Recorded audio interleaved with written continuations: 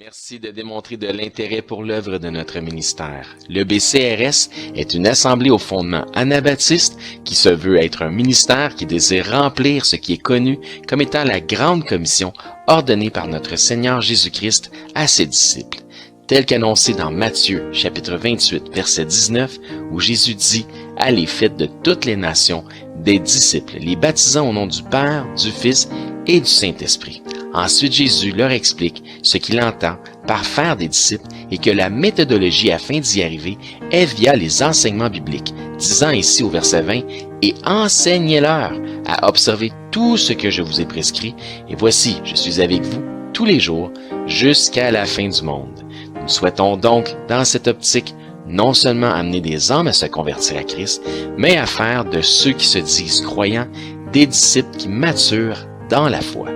Nous nous efforçons donc toujours, aussi dans cette optique, d'enseigner les Écritures selon une saine doctrine biblique en suivant des règles de compréhension et d'interprétation strictes. Nous démontrons un immense respect, une entière révérence envers la sainte parole de Dieu, en nous assurant de ne pas lui donner des interprétations particulières, quitte à dénoncer les théologies et les hérésies malsaines qui sont, selon, des doctrines d'hommes.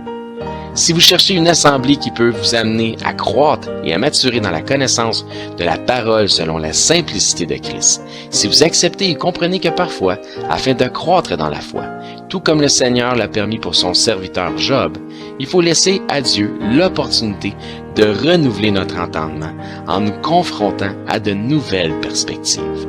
Le ministère de l'EBCRS est probablement le type de ministère dans lequel vous pourriez trouver votre place. Nous vous invitons à nous rendre visite les dimanches matins à 10h30 sur la rive sud de Montréal, au 4405 rue Aurel à Saint-Hubert. Nous souhaitons que Dieu puisse vous bénir par ce message. Bonne écoute.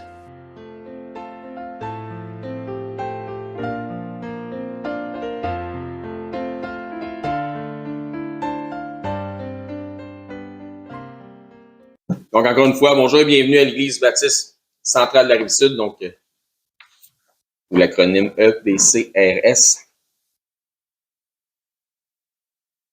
Donc, aujourd'hui, on va avoir deux baptêmes à la fin du culte et évidemment, on va avoir un message qui va parler de baptême. Et le titre du message de ce matin s'intitule « Foi, obéissance et baptême », un peu comme je parlais de l'obéissance doit être au-delà des offrandes ou des sacrifices. Et on prend un texte aujourd'hui pour commencer pour ouvrir notre culte dans 1 Pierre,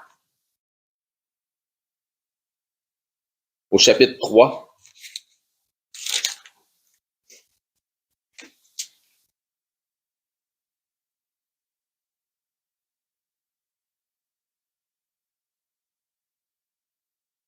Donc, bienvenue à tous nos invités aujourd'hui.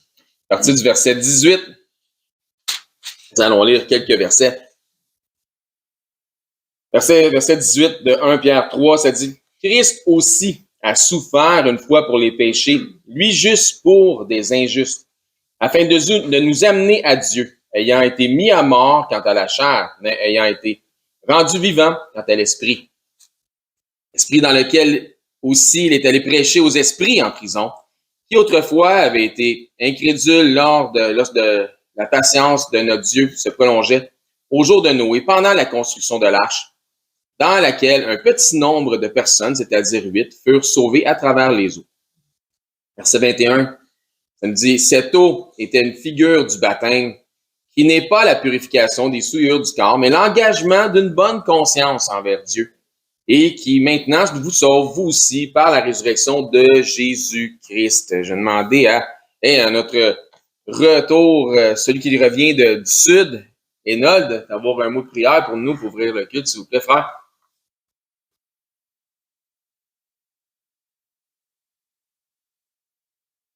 Amen. Merci beaucoup. Donc, de toute évidence, comme je disais, on va parler de baptême. Dans la vie d'un croyant ou d'une croyante, le baptême est d'une grande importance. J'ai déjà fait un message qui s'appelait « L'importance du baptême ». Il s'agit d'un événement qui est solennel, dont l'authenticité ne devrait arriver qu'une seule fois dans la vie du croyant. Dont l'authenticité devrait arriver qu'une seule fois dans la vie du croyant. Et le mot-clé que je viens de dire, c'est authenticité. Premièrement, n'est pas un baptême tout ce que la chrétienté au sens large appelle un baptême. Le baptême, pour être authentique, doit être selon les standards bibliques. Donc, le baptême, pour être authentique, doit être selon les standards bibliques. Je veux dire, le canon biblique, ce livre, la Bible est le livre d'instruction de ceux qui se disent de Christ. Donc, s'il y a des instructions, bonne chose de devoir les suivre. Il y a donc dans ce livre des instructions claires, voire même protocolaires, à savoir qui peut recevoir le baptême, comment exécuter le baptême et quand procéder au baptême. C'est pour cette raison que des assemblées comme la nôtre, qui reposent sur un fondement justement qui est biblique, ont été appelées anciennement des anabaptistes. Ce qui veut dire rebaptiseurs ou ceux qui baptisent à nouveau. C'est l'image que ça peut donner, mais la réalité est tout autre. Nous ne rebaptisons pas ici, mais nous baptisons pour une première fois et selon les instructions divines. C'est-à-dire, si une personne a antérieurement participé à un événement qu'une certaine dénomination a appelé baptême, mais que ça ne rencontrait pas les standards bibliques de ce que devrait réellement être un baptême. La question est, est-ce un baptême? La réponse est non. Si tu as reçu ce qui s'appelle un baptême et que ça ne rencontre pas les standards, les instructions bibliques, ben, c'est pas un baptême. Tu as beau lui donner le nom. Et, autrement dit, moi, j'ai 2 chiens. Et même si j'en ai un que j'appelle Timine, ça fait pas de lui un chat. Vous comprenez ce que je veux dire? Ok, excellent, on se comprend. Donc, dans notre texte, j'ai pas de chien qui s'appelle Timine. Même j'ai vraiment 2 chiens. Dans notre texte d'ouverture, nous avons vu que l'apôtre Pierre fait un parallèle entre les eaux du déluge au temps de Noé et celle du baptême d'eau. Donc, je vous refais la lecture de notre texte d'ouverture de 1 Pierre 3, 21. Cette eau, donc parlant de l'eau du déluge, était une figure, une image du baptême, donc le baptême d'eau, qui n'est pas la purification des souillures du corps, mais l'engagement d'une bonne conscience envers Dieu, qui maintenant vous sauve, vous aussi, par la résurrection de Jésus-Christ. Ici, lorsque Pierre explique que l'eau du baptême n'est pas la purification du corps, il sous-entend en partie que le baptême n'est pas ce qui nous purifie de nos péchés. Pourquoi? Parce que ça peut faire appel aussi de la façon qu'il s'exprime. Ça peut être lié au fameux rituel légaliste ou judaïque de la purification. Exemple, quand que Jésus aux noces de Cana, qu'est-ce qu'il a fait de spécial aux noces de Cana, Jésus? Il a transformé l'eau en vin. Puis, il avait pris des vases qui servaient d'eau pour la purification des Juifs. Vous vous souvenez de ça? Donc, ça peut faire aussi un parallèle avec ça, qui est une image de se purifier, donc de nettoyer nos souillures ou du péché. Donc, l'eau du baptême n'est pas un bain de régénération qui nous nettoie de nos souillures charnelles. L'eau du baptême ne nous sauve pas non plus. Voici ce que c'est. C'est l'engagement d'une bonne conscience envers Dieu.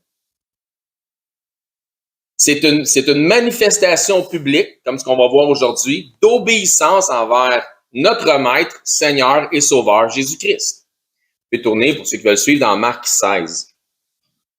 Donc, pourquoi est-ce que ça représente une marque d'obéissance? Parce que Jésus, après sa résurrection, il a continué à donner des instructions à ses disciples. Puis, il leur a dit ceci, dans Marc 16, au verset 15, il leur dit, « Puis allez par tout le monde et prêchez la bonne nouvelle, donc qui est l'Évangile, à toute la création.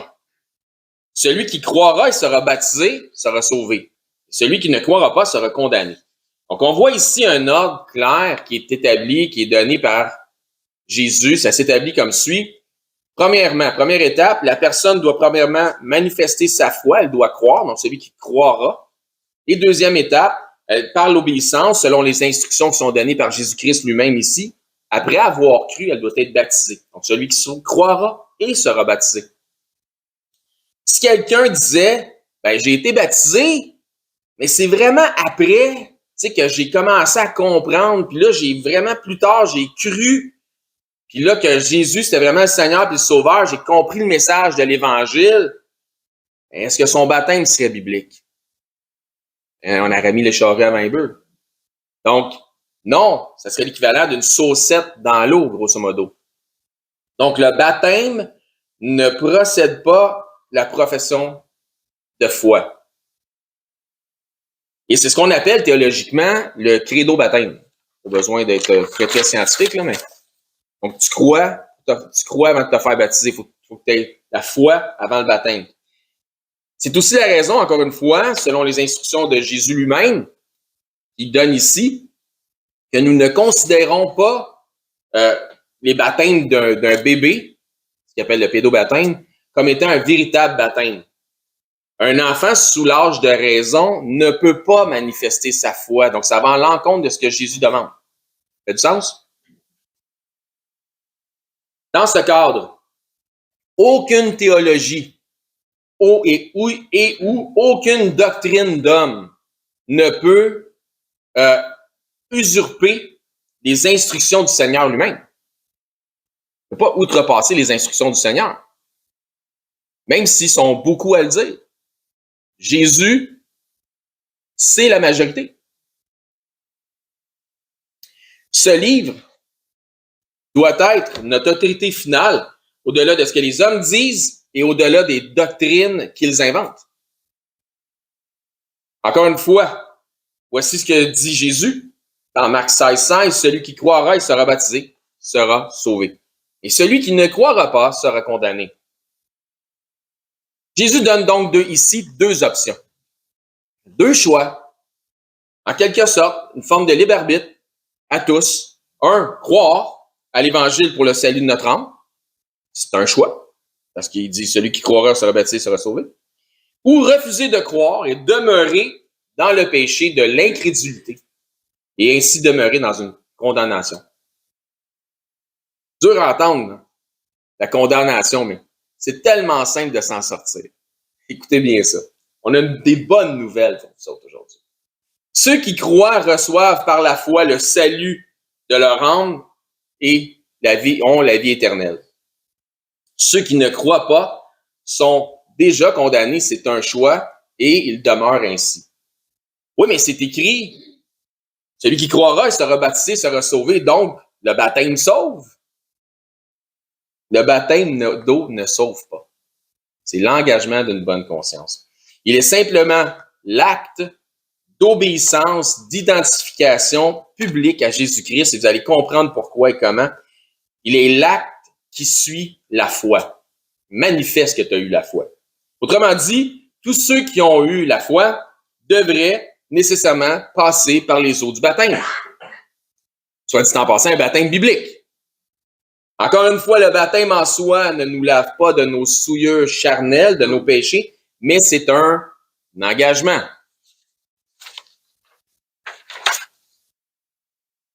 C'est le signe de l'engagement d'une bonne conscience envers Dieu. La conscience, elle est bonne lorsque nous avons véritablement la foi. Pas compliqué à avoir la foi, les amis. C'est simple. Donc, la foi en l'Évangile de Jésus-Christ pour la rémission de nos péchés. Quand tu as entendu le message de l'Évangile, puis que tu acceptes que ta condition devant Dieu est celle d'un pécheur qui est coupable d'avoir péché. On a tous commis des fautes, des erreurs qui vont à l'encontre des 10 commandements, par exemple. C'est juste ça. On est tous coupables d'avoir transgressé ces règles. Quand tu comprends que la solution pour remédier à ta culpabilité se trouve dans le sacrifice de Jésus-Christ, qui est celui qui a pris ta place, puis qui a accepté d'être traité comme un coupable pour prendre ta place, comme ça nous disait dans notre texte d'ouverture, lui juste pour les injustes. Quand tu crois par la foi qu'il est ressuscité des morts, comme ça nous le disait aussi dans 1 Pierre 3:21, ça nous parlait de ça à la fin du verset. Sauvé par la résurrection de Christ. Ce qui manifeste qu'il a vaincu la mort et qu'il est le seul chemin. Donc, comme Christ est ressuscité, ça manifeste qu'il a vaincu la mort, parce que la mort n'a pas pu le retenir, il a été plus fort qu'elle. Qu'il est le seul chemin puisqu'il est revenu à la vie. pour t'amener à la vie éternelle. Autrement dit, quand tu fais ci, quand tu fais ça, ben, quand tu crois en Jésus-Christ, c'est juste ça que ça veut dire, tout ce que j'ai dit. Là, ta conscience, elle est bonne devant Dieu. Car ton engagement en est un pour la vie, mais pour la vie éternelle. Cette vie éternelle ne commence pas au trépas. Pas quand tu meurs qu'elle commence la vie éternelle. Mais bel et bien au moment où tu as cru. C'est-à-dire qu'on était morts dans nos offenses, dans nos péchés, puis que Jésus-Christ nous a donné la vie. Par la foi en Jésus-Christ, on peut avoir une nouvelle vie qui commence. Donc, la vie éternelle ne commence pas au trépas, mais bel et bien au moment où tu as cru. Donc, comme je le disais plus tôt, il y a dans ce livre des instructions qui sont protocolaires et qui sont claires, à savoir qui peut recevoir le baptême, comment exécuter le baptême et quand procéder au baptême. Donc, qui peut recevoir le baptême d'eau? La réponse est celui ou celle qui croit de tout son cœur que Jésus-Christ est véritablement le Fils de Dieu. Donc, qui peut recevoir le baptême? Celui ou celle qui croit de tout son cœur que Jésus-Christ est véritablement le Fils de Dieu. Avec tout ce que ça implique, incluant que Jésus-Christ est Dieu en chair et qu'il est véritablement ressuscité.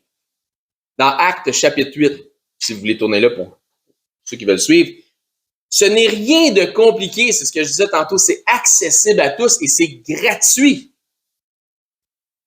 La seule modification que tu as à faire, c'est de passer de l'incrédulité à croyant. Ça ne demande aucun effort. On va aller voir la fin de la merveilleuse histoire biblique de l'évangéliste Philippe et d'un Éthiopien qui était un ministre des Finances, si vous voulez, plus ou moins, là, avec Philippe qui a partagé l'évangile, lorsque Philippe lui a partagé l'évangile de Christ. Acte 8, 36. On lit l'histoire, une partie en fait. Comme ils continuaient sur leur chemin, ils rencontrèrent de l'eau. Donc, Philippe a évangélisé cet homme. Et l'eunuque, donc l'homme qui est éthiopien, il dit, voici de l'eau. Qu'est-ce qui m'empêche que je sois baptisé? Philippe lui dit, si tu crois de tout ton cœur. Si tu crois de tout ton cœur, cela est possible. L'eunuque répondit, je crois que Jésus-Christ est le Fils de Dieu. Ça veut dire beaucoup de choses. Il fit arrêter le char, Philippe et l'eunuque descendirent tous les deux dans l'eau et Philippe baptisa l'eunuque, donc l'homme qui était l'Éthiopien. Qu'est-ce qu'on voit ici? Qu'est-ce qu'on observe? Encore une fois, les étapes sont faites dans le bon ordre. Qu'est-ce qui m'empêche que je ne sois baptisé? Si tu crois de tout ton cœur, cela est possible. Donc, si tu crois, étape numéro 1, tu peux être baptisé, étape numéro 2. Ça fait du sens? Ça suit ce qu'on avait vu tantôt. Donc, on voit aussi un autre détail important. L'homme éthiopien témoigne clairement de sa foi. Donc, il fait le choix de croire. Il dit, je crois que Jésus-Christ est le Fils de Dieu. C'est pourquoi, lorsqu'on pratique un baptême, nous allons demander à la personne qu'elle témoigne véritablement de sa foi. On va lui demander, vous allez voir comment ça va se passer tantôt. En plus, on va avoir des témoignages aujourd'hui, fait que c'est vraiment, on est béni. Maintenant, on voit aussi un indice à savoir comment réaliser un baptême biblique. Ça dit, Philippe et l'eunuque descendirent tous deux dans l'eau. La raison pour laquelle les deux hommes sont descendus dans l'eau était pour pratiquer un baptême qu'on appelle un baptême par immersion et non pas un baptême par aspersion. Il n'y a pas de raison de descendre dans l'eau si tu peux en prendre juste un petit peu sur le bord puis en mettre dans le front de l'autre. Ça fait du sens? Pourquoi te mouiller au complet? Donc, on voit que les deux hommes ont littéralement décidé d'être mouillés avec une intention claire. Autrement dit, ils ne sont pas descendus dans l'eau pour rien, mais la raison est simple, c'est qu'un baptême biblique, encore une fois, selon les instructions de notre livre d'instruction, Eh bien, c'est quelque chose qui se produit par immersion. Vous allez comprendre aussi pourquoi, parce que la Bible nous l'explique. Le mot baptême lui-même n'est pas c'est un mot qui a été francisé, qui veut dire immerger. Déjà là, dans son étymologie, le mot, dans son sens, c'est que ça veut dire immerger, et non pas asperger. Donc, on peut aller voir dans Romains chapitre 6, si vous le voulez. Encore une fois, toujours dans l'esprit anabaptiste, si quelqu'un a reçu un soi-disant baptême et qu'il ou elle réfère à une aspersion d'eau, nous allons prendre en considération qu'elle n'a jamais été baptisée et la baptiser du véritable baptême biblique, parce que c'est notre devoir.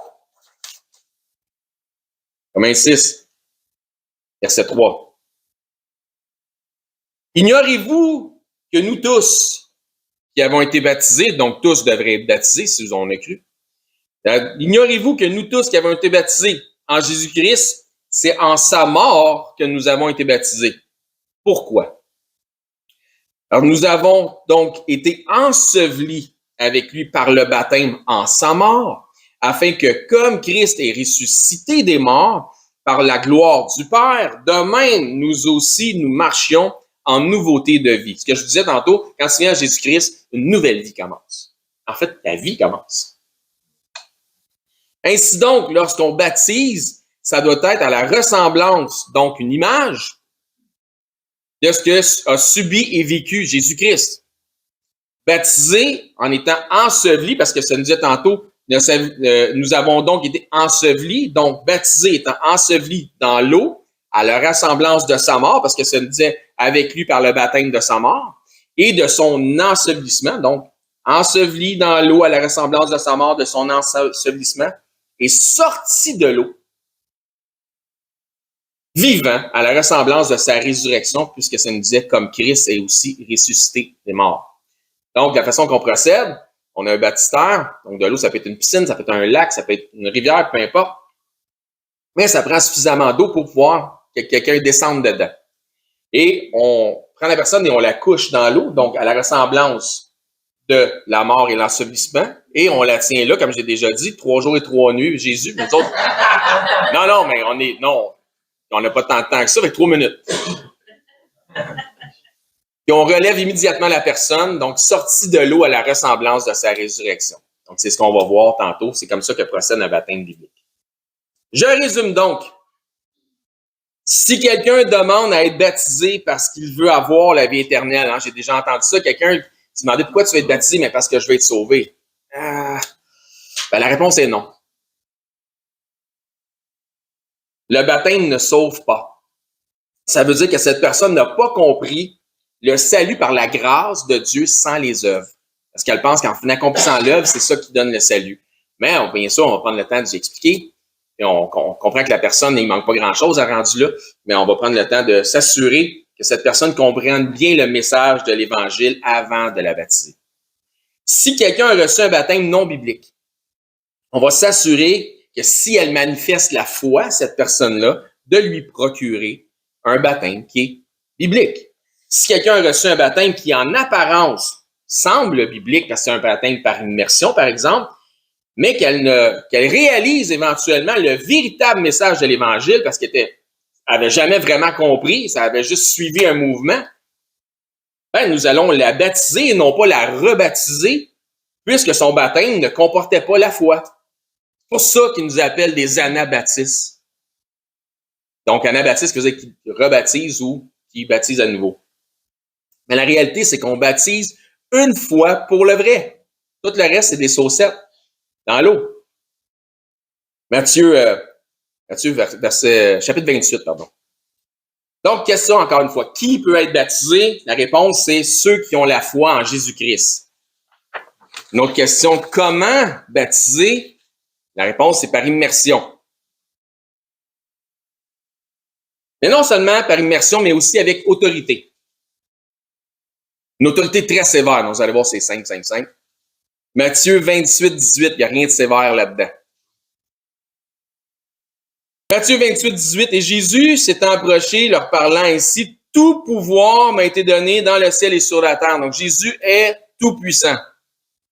Donc, tout pouvoir a été donné à Jésus, il a donc la pleine autorité. Et dans son tout pouvoir, dans sa pleine autorité, il accorde donc cette autorité à ses disciples et leurs descendants spirituels en leur disant ce qui suit au verset 19. Allez, faites de toutes les nations des disciples, les baptisant au nom du Père, du Fils et du Saint-Esprit. Le baptême n'est pas seulement selon l'autorité de celui qui baptise, pas vraiment, mais plutôt selon l'autorité de celui qui envoie et selon la plénitude divine. C'est pas, autrement dit, quelqu'un qui aurait été baptisé par Judas l'Iscario, son baptême est encore correct. C'est pas l'autorité de la personne qui baptise, c'est l'autorité de celui qui envoie. Et selon la plénitude divine au nom du Père, singulier, au nom, remarquez dans le texte, il n'y a pas de S à nom, c'est N-O-M, du Père, du Fils et du Saint-Esprit.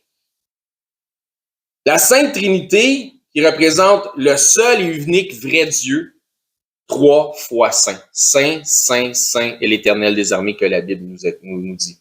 Donc, ma conviction personnelle sur le sujet est que tous ceux qui doivent passer par les eaux du baptême doivent être au courant de cette Trinité du Père, du Fils et du Saint-Esprit. Ils doivent impérativement savoir qu'il y a Dieu le Père, Dieu le Fils et le Saint-Esprit. L'apôtre Paul, dans Actes des Apôtres, a baptisé des disciples qui disaient avoir reçu supposément un baptême, mais tout ignorant qu'il y avait un Saint-Esprit. Donc, si vous voulez la référence, c'est dans Actes 19, 1 à 7. Je crois aussi, selon mes études bibliques, puisque nous sommes baptisés à la ressemblance de sa mort, de son ensevelissement et de sa résurrection, que nous devons ne pas omettre de baptiser au nom du Père, du Fils et du Saint-Esprit. Je vais vous expliquer pourquoi. Puisque lorsqu'on étudie les Écritures, on se rend compte que l'attribution de la résurrection, donc comme on disait, sortie de l'eau à la ressemblance de sa résurrection, donc l'attribution de la résurrection de Christ est associée aux trois, au Père, au Fils, au Saint-Esprit dans les Écritures. Regardez, si vous voulez, dans Colossiens 2. Autrement dit, la plénitude divine a participé à la résurrection de Christ. Dans notre texte d'ouverture, ça nous disait ceci. Je vous rappelle, Christ ayant été mis à mort quant à la chair, mais ayant été rendu vivant quant à l'esprit. Donc, qui a rendu la vie à Christ dans le texte de notre texte d'ouverture? C'est le Saint-Esprit.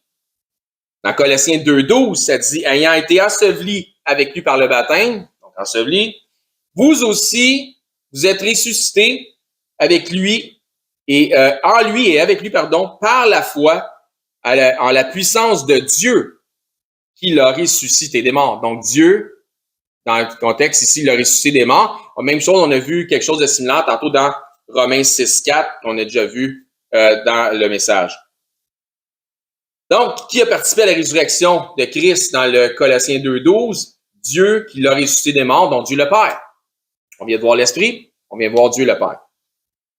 Jésus a aussi dit, si vous vous souvenez, détruisez ce temple, parlant de son corps physique, et en 3 jours, je le ressusciterai, je le relèverai, parlant de sa résurrection, référence dans Jean 2,19.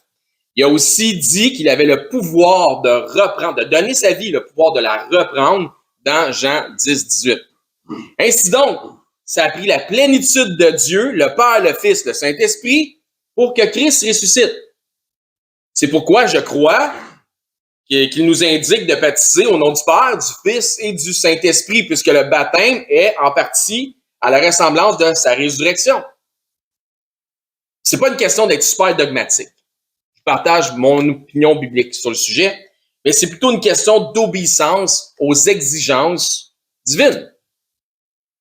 Maintenant, quand doit-on baptiser? Si la personne a déjà une connaissance générale, de par sa culture, par exemple, ou de par son éducation de concepts doctrinaux chrétiens de base. Si la personne croit que de tout son cœur, cela lui est possible. Un peu comme l'eunuque, l'Éthiopien, qui était venu à Jérusalem pour adorer, qui, dans notre histoire, lisait, vous vous lirez l'histoire si vous voulez, mais il lisait la Bible, puis il comprenait pas trop le sens de ce qu'il lisait, mais il y avait quand même des bonnes références de doctrine de base. Il était quand même allé à Jérusalem pour adorer, il connaissait le Dieu Yahvé, il lisait le prophète Isaïe sur son chariot, donc il y avait des bonnes références doctrinales de base. Si d'un autre côté, quelqu'un vient ici, il entend la parole, comprend son besoin, mais sans avoir aucune référence culturelle, familiale ou de notion chrétienne que ce soit, ça se pourrait qu'on s'assure un peu plus longtemps de sa compréhension des choses avant d'aller de l'avant. C'est comme mais idéalement, on baptise tout de suite, aussitôt que tu as fait une profession de foi, le plus vite possible, puis il n'y a pas de temps à perdre avec ça, mais dans ce sens-là, on pourrait juste évaluer la compréhension des choses de la personne. C'est comme je l'ai dit plus tôt, si la compréhension n'est pas la bonne, tu ne veux pas mettre la charrue avant les bœufs, ça se pourrait que le baptême soit invalide. On veut juste faire les choses dans l'ordre, c'est juste ça. Parce qu'on a un Dieu d'ordre. Mais il n'est pas question d'essayer de faire de la personne un disciple ultra bien éduqué avant de passer à son baptême. C'est pas ça le but. On l'empêchera pas non plus d'obéir à Dieu ou au Seigneur Jésus en l'empêchant d'être baptisé le plus longtemps possible. Ça fait aucun sens. Donc, on garde ça dans un bon sens puis d'une façon très ordonnée. Ce qui nous amène à la conclusion de notre message de ce matin. Je parle de baptême. J'espère que pour l'ensemble, vous aviez compris ce qu'on pratique ici, pourquoi qu'on pratique, comment qu'on le pratique, puis qu'est-ce qui nous amène à pratiquer ces choses-là de cette manière-là. Parce qu'on a un livre d'instruction qui nous dit de le faire comme ça. On veut être biblique dans l'ensemble de nos faits et gestes, de nos actions. Donc, parfois, dans son zèle, le nouveau croyant, hein, t'es tout feu, tout flamme, là, tu viens de confesser Jésus-Christ, c'est mon Seigneur, c'est mon Sauveur, j'ai Dieu, qu'est-ce que t'attends de moi? Ben, souvent, le nouveau croyant est dans son zèle, il va se dire, hey, si Dieu peut me demander n'importe quoi, là, même si c'est compliqué, là, c'est difficile, j'ai tellement la foi que je vais déplacer les montagnes. Ben, la bonne nouvelle, c'est que le premier acte d'obéissance que Dieu demande n'est pas difficile. C'est le baptême. C'est aussi simple que ça. Puis si Dieu était pour vous demander quelque chose de difficile, vous le feriez? Mais le baptême, c'est facile. Ça fait partie de la bonne nouvelle qu'on a. Si vous n'avez jamais confessé le Seigneur Jésus-Christ comme Seigneur et Sauveur, que vous êtes ici dans une assemblée aujourd'hui, écoute, je comprends pas tout, mais je comprends qu'il y a quelque chose. Je comprends que j'ai un besoin. Je comprends que je devrais peut-être commencer à m'intéresser aux choses spirituelles. Vous n'êtes pas trop certain comment ça fonctionne, comment je pourrais avoir cette nouvelle vie en Jésus-Christ. Ben, venez nous voir. Puis on va discuter avec vous, puis on va en parler de ces choses-là. Puis vous allez voir que c'est simple, c'est accessible, puis c'est gratuit pour tous, parce que ça nous dit que c'est un cadeau, c'est un don qui nous est fait d'avoir la vie éternelle. Et tout ce qu'on a besoin de faire, c'est de le demander. Et Dieu va nous le donner parce qu'il est riche pour tous ceux qui demandent. Donc, il n'y a pas de limite à la vie éternelle que Dieu peut donner. Et aujourd'hui, Dieu sauve encore et Jésus trouve encore de nouvelles brebis à ajouter à son troupeau. Donc, il n'est pas trop tard pour confesser le Seigneur et dire, je veux vraiment que Jésus fasse la différence dans ma vie. Et puis, venez nous voir si vous n'êtes pas trop certain et vous voulez vraiment savoir ce qu'il y en est.